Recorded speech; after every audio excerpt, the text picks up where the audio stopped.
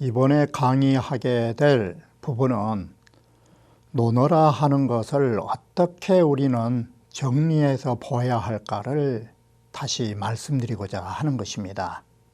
논어라 하는 것은 한 시대에 기록되어 있던 것도 아니고 한 사람이 만든 것도 아닌 것입니다. 그렇기 때문에 그 내용이 또는 시대가 혼합되어 있다라고 하는 것입니다. 바로 이런 이유에서 논어의 내용을 공자 생애에 견주어서 시대순으로 정리한다라든지 아니면 공자께서 말씀하신 내용으로 분류한다라든지 이 두 가지를 통해서 논어를 정리한다면 바로 일목요연하게 시대순으로나 내용순으로나 논어를 쉽게 이해할 수 있을 거라는 부분이 있는 것입니다. 그리고 또 다른 하나는 마지막으로 우리가 논어를 읽는 사람으로서 논어를 읽고서 이를 나의 인격에 반영한다면 그 얼마나 아름다운 일일까. 그리고 실제 역사를 통해서 살펴보면 논어를 자신의 좌우명으로 삼아서 큰 학자가 되거나 아니면 위대한 정치자가 되었다라는 것. 이처럼 논어를 자신의 생활에 반영하여 훌륭한 인격체를 가져야 할 독자의 의무를 가지고 있는 것입니다. 바로 이 부분을 이번 강좌에서 말씀드리고자 하는 것입니다. 그러면 본문에서 다음의 내용을 말씀드리기로 하겠습니다. 우리는 논어의 내용을 성질별로 다시 분류해서 읽어야 할 필요성을 가지고 있는 것입니다. 그것은 무엇 때문인가 하면 논어의 편집이라 하는 것이 어느 한 사람의 손에서 나온 것이 아닌 것입니다. 이처럼 한 사람의 손에서 나오지 않았기 때문에 뒤죽박죽이 될 수 있었던 것입니다. 그리고 또 한 시대에 나온 것이 아닌 것입니다. 그런데 논어는 20편이라고 하는 수많은 편을 가지고 있는 것입니다. 시대가 다르고 사람이 다른데 20편이라고 하는 막대한 양을 가지고 있는 것입니다. 그렇기 때문에 혼합될 수밖에 없는 것입니다. 그러나 또 우리의 매 편의 제목은 그 편의 첫 구절 몇 글자를 뽑아서 명명한 것이고 또한 그 전편에 학이편이면 학이라는 두 글자가 그 학이 전체의 대제를 개괄한 것도 아닌 것입니다. 다시 예를 들면 학이편의 전체는 전문적으로 학문만을 논한 것이 아닌 것입니다. 거기에는 정치도 있고 그 밖에 학문이 아니라 하나의 효행이며 등등이 존재하는 것입니다. 그리고 위정편 하면 위정이라고 하면 정치한다라는 것인데 제2의 위정편은 정치만을 논술한 것도 아닌 것입니다. 이처럼 논어 20편이라 하는 것은 각기 여러 성질의 내용들이 종합되어 있는 것입니다. 그리고 20편이 장수 또한 일정한 기준도 없습니다. 논어 20편 가운데 가장 적은 것으로는 요할편인데 거기는 겨우 3장입니다. 그리고 가장 많은 편수를 가지고 있는 것은 헌문에서 47장을 가지고 있는 것입니다. 이처럼 편집과 배열의 혼잡으로 내용의 성질 역시 분류된 것이 아닌 것입니다. 이처럼 시대의 소문으로도 편찬된 것이 아닙니다. 바로 이러하기 때문에 똑같은 하나의 일, 바꿔 말하면 인이라고 하나의 사안을 물었던 것이 종합되어 있는 것이 아닌 것입니다. 20편에 산재되어 있었던 것입니다. 그리고 한 시점에 말이 앞에 나오기도 하고 뒤에 나오기도 해서 이처럼 내용과 시대가 논어에 뒤섞여 존재하는 것입니다. 바로 이러한 이유에서 논어를 읽는 독자는 논어의 내용과 공자께서 말씀하셨던 시기별로 하나의 분명한 개념을 얻기가 쉽지 않은 것입니다. 그리고 같은 일을 하나로 관통 종합해서 그 전모를 살펴보기도 어려운 문제점을 가지고 있는 것입니다. 바로 이처럼 논어는 최소한 개인의 연구 편의를 위해서라도 다시 편집할 필요성이 없지 않은 것입니다.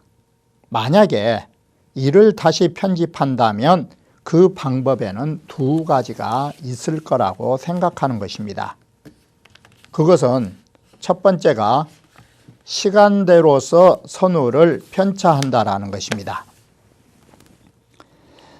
논어에서 시대를 고증할 수 없는 장구들을 연대의 선으로 새롭게 배열해서 기존의 논어 뒤에 덧붙여 놓는다면 다음 몇 가지 장점이 있을 것입니다.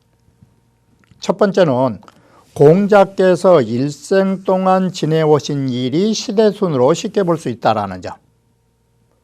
두 번째는 공자께서 초년과 노년의 그 덕업이 또는 학업이 어떻게 끊임없이 증진되어 왔는가를 우리가 쉽게 엿볼 수 있다는 것입니다.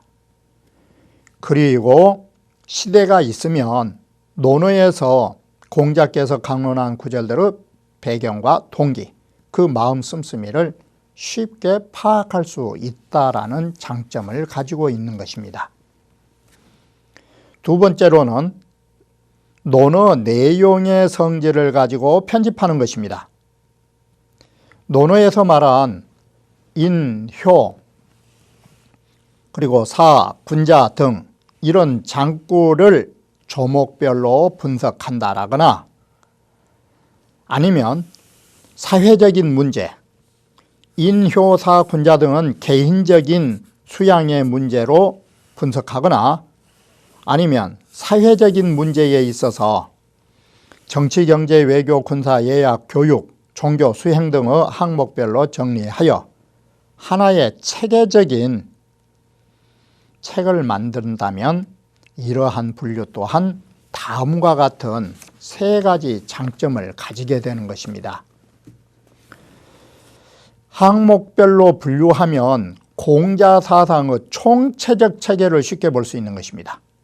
예를 들면 효의 경우이나 인의 경우를 종합해 놓으면 공자께서 생각하신 효는 무엇이었다, 그리고 인은 무엇이었다가 쉽게 나타나게 된다는 것입니다.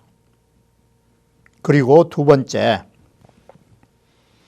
상호 관련의 장구를 계열별로 종합하여 원본에서 쉽사리 이해하지 못했던 부분, 투명하지 못했던 부분들을 하나로 종합해 놓으면 사방으로 관통해서 얼음 녹듯이 쉽게 알 수 있다는 것. 이 말은 일부분으로서 난해한 부분들을 바로 어떻게 하느냐, 전체의 면모를 통해서 쉽게 이해할 수 있는 장점이 있다는 것입니다. 세 번째로는 논어 전설을 관통하고 다시 각 장과 각 구를 이해해 나가면 분류하지 않을 적보다 보다 정확성을 기할 수 있다라고 하는 것입니다. 자, 이처럼 우리는 논어라고 하는 것을 내용으로 분류하여 보면 어떤 것이 나올 수 있는가, 그리고 시대로 분류하면 논어를 읽어서 우리가 이걸 탐구할 적에 이처럼 6가지의 장점을 얻을 수 있는 것입니다. 바로 이것이 논어를 탐구하는 데 5번째로 중요한 것은 시대순과 내용별로 논어를 재정리해야 한다라고 하는 것입니다. 바로 이처럼 논어를 재정리해야 할 필요성은 어디에 근거를 두고 있는가? 바로 인의 경우 수많은 제자들이 인을 물었던 것이 경우에 따라서는 한 제자가 한 번 물었던 것도 아닌 것입니다. 번지의 경우에는 인을 3차례나 묻게 되는 것입니다. 그런데 번지가 물었던 인은 3차례 모두 산재되어 있는 것입니다. 번지가 물었던 인을 3차례로 종합하되 물은 시대순으로 놓으면 번지가 첫 단계의 인은 어디까지 갔었고 2번째의 인의 단계는 어디까지 왔었고 마지막으로 인을 물었을 때의 경지는 어느 정도였던가를 미루어 알 수 있는 것입니다. 이처럼 내용을 가지고 다시 거기에서 시대의 순으로 그 제자의 경지를 파악할 수 있다는 것입니다. 이러한 장점이 있고 또 다른 하나는 인으로 말씀드렸듯이 개인적으로도 경지를 볼 수 있을 뿐만 아니라 공자 제자들의 전면모에 대한 인을 볼 수 있다는 것입니다. 안연에 있는 극기복례라고 하지만 극기복례 이전에 어떠한 인으로 극기복례까지 오게 되었는가? 그리고 중궁의 인은 거경행서, 경에 조심하는 경으로 마음가짐을 가지면서 서로 행한다라는 것. 이와 같이 개인과 제자와 제자와의 인을 추구하는 방법이 다르기 때문에 종합하여 놓으면 후세에 인을 추구하는 학자들이 자신에 걸맞는 그리고 자신에게 알맞게 체계적으로 수행해 나아갈 수 있는 장점을 가지게 되는 것입니다. 우리가 논어라는 책을 함부로 손댈 수 없기 때문에 다시 편집할 수는 없다면 바로 개인이 자신의 학문을 위해서 재편집할 필요성을 가지고 있다라고 말씀드릴 수 있는 것입니다. 그러면 논어를 들어가기에 앞서 서론으로서 마지막 단계인 우리가 논어를 읽으면서 어떠한 사람이 되어야 될 것인가, 독자로서의 자세, 이 부분에 대해서 다시 말씀드리기로 하겠습니다. 우리는 논어가 20편인데 그 중에서도 우리는 독자들은 논어의 정수를 발췌하고 그것을 실천해야 한다라고 하는 것은 바로 나의 좌우명으로 삼아서 나의 인격을 어디까지 몰고 갈 것인가, 이로 갈 것인가, 이 점에 관심을 두어야 할 것입니다. 논어는 공자와 그 훌륭한 제자들의 가슴 속에서 우러나온 말씀과 격언으로 충만한 책입니다. 따라서 성현들의 가슴 속에서 우러나온 말씀의 이면에는 우리의 온 인류들의 준칙이 되는 것과 후세의 길이 전할 수 있는 지극한 이치와 명언들로 채워져 있는 것입니다. 논어를 읽는 사람들이 바로 이러한 논어의 중요한 글자들을 받들어 실천하면 자신의 덕업 증진에 도움이 된다는 것은 말할 가치가 없는 것입니다. 고정님이라고 하는 청대 학자는 논어를 읽으면서 자신의 좌우명으로 박학검은 글을 널리 배워야 되겠다. 그리고 내 자신을 행하는 데에 부끄러운 마음을 가지고 살아야 되겠다라는 두 구절을 일생의 수신과 교육의 지표로 삼아서 바로 고정님은 명말의 큰 유학자이자 청대 실학의 계산조가 된 것입니다. 이렇게 해서 명말청초의 큰 학자로 대두되기에 이른 것입니다.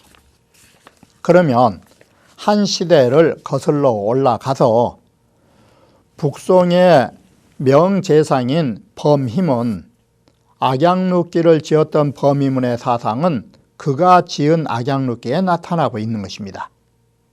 범희문 하면 그의 가장 대표적인 성격을 보여주는 것이 이 세상 모든 사람들의 걱정을 앞서서 걱정할 것이고 이 세상 사람들이 모두 즐기고 편안한 뒤에 내가 편안하고 즐길 거라고.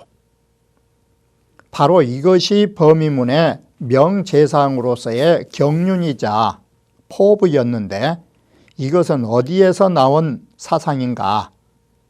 바로 논어에서 말한 당인불량, 인에 있어서는 남들에게 사양하지 않겠다라는 자기 사명의식, 바로 내가 그 일을 해야 되겠다라는 사명의식과 또는 인이위김, 인이란 나의 책임이라고 하는 것. 재상으로서의 인은 어디에 있느냐? 천하 사람들을 모두 안락하게 구제해 주는 것이 인에 해당된 것입니다. 이러한 것을 자신의 책임으로 삼은 것입니다.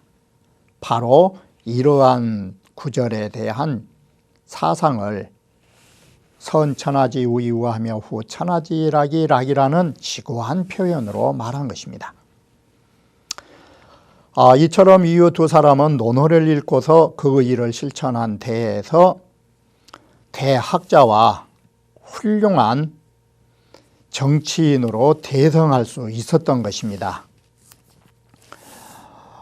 덕업의 성취를 위해서는 단순히 우리가 논어는 논어대로 나는 나대로 별개가 아닌 바로 서와 아가 일체되는 논어와 내 자신이 하나가 되는 그런 실천이 있어야 할 것이라고 봤던 것입니다.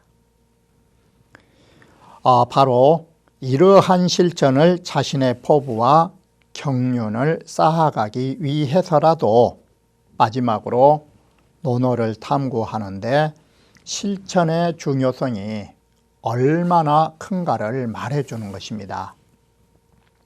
이 부분에 대해서는 논어의 영향을 받고서 훌륭한 인격자가 되었던 것은 역사상에 이루 말을 할 정도가 못 될 것입니다. 그것은 왜냐하면 그 수많은 위대한 인물들은 논어에 영향받지 않은 사람이 거의 없습니다. 북송의 명재상 또 한 번 역시 어떤 말을 했느냐. 나는 논어를 가지고서 절반도 사용하지 못했다라고 한 사람도 있고 논어 몇 구절도 제대로 정치에 반영하지 못했다고. 만약에 논어의 모든 사상들을 정치에 반영했다면 이 정도가 아니리라고 말했던 것입니다. 그리고 어느 근대의 중국의 수필가 어느 누구는 내가 이 세상을 하직하면서 나의 널에 함께 가지고 가고 싶은 것이 있다면 그것은 단연 논어라고, 죽어서도 논어를 읽고 싶다라는 그러한 말을 하는 청대의 수필가 임허당도 있었던 것입니다. 이처럼 논어라 하는 것은 우리에게 살아있는 사람에게 지침서가 될 것이 되는데 그치지 않고 더 나아가서 죽어서까지도 놓기 어려운 책, 그만큼 가치가 있는 논어임을 마지막으로 역설하고 있는 것입니다. 바로 이와 같이 우리는 논어라고 하는 것을 얼마만큼 애착을 갖느냐에 따라서 우리의 인격 역시도 달라지게 된다는 것입니다. 이것은 마치 큰 바위의 얼굴처럼 여러분이 큰 바위의 얼굴을 보면서 언제나 큰 바위를 생각하면 그의 얼굴이 큰 바위로 바뀌어지는 것처럼 논어도 마찬가지인 것입니다. 논어를 바라보면서 일생 동안 논어를 바라보고 살면 그의 얼굴은 공자와 그 제자의 모습으로 변할 것이고 그와 같은 인격이 형성되어진다라는 것을 말씀드린 것입니다. 그러면 다음 강좌부터는 원문으로 들어가기로 하겠습니다.